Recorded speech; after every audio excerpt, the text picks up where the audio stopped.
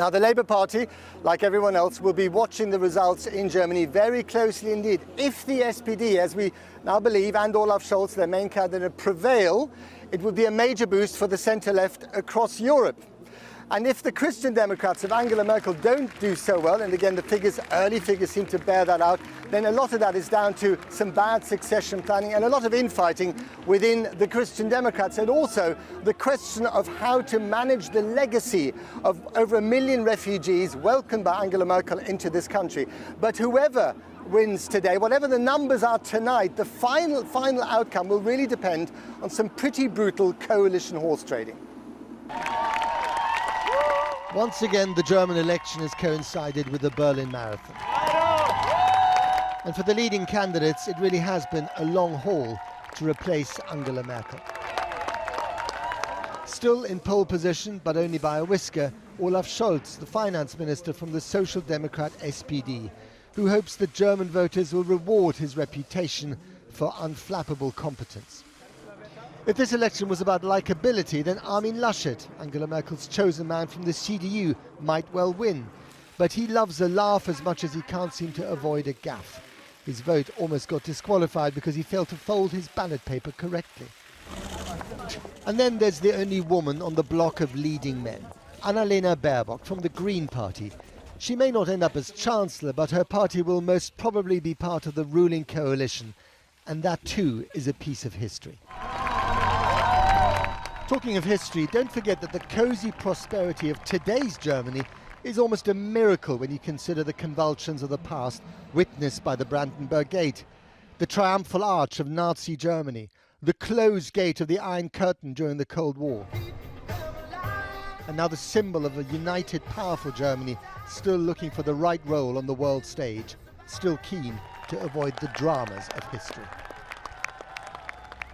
But dramas there are. The latest occurred when Angela Merkel opened Germany's doors to over 1 million refugees in 1 year. It defines her legacy, it still divides the nation, and it changed the life of Tarek Alaouz. He made the trek from Syria to Berlin on the Balkan route in 2015. 12 days ago he became a German citizen, and today he cast a vote.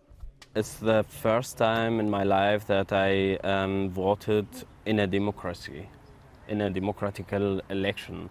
So you felt very emotional? Of course, of course. But the emotion was mixed.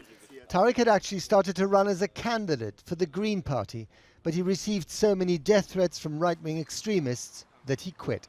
One of the messages who said, yeah, we knew where are you working, we have the address, we knew where are you living, and we will visit you and your team. So Tarek, despite the threats that you received, you still think you have a future in this country?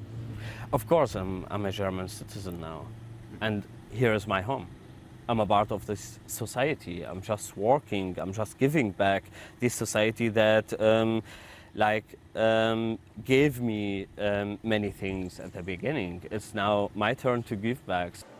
The next German Chancellor emerging from these ballots will have to unify the country at home and refine its role abroad. As the predominant power in Europe, as a country caught between a waning America and a rising China. Good luck with that.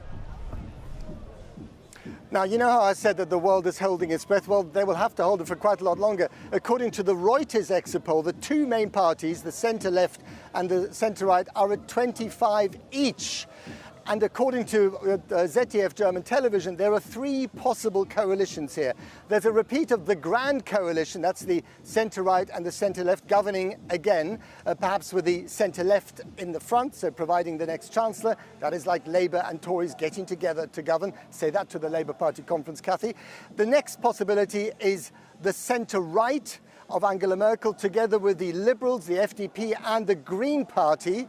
That would be quite something as well. It would mean the Greens are in power. The Greens are actually emerging as the kingmakers in this, but it's hard to see how that coalition would work because the Liberals are pretty right-wing here. They do not get on with the Greens. And the final option, which may still be the most likely, but it's early days, is the centre-left together with the Greens and the FDP.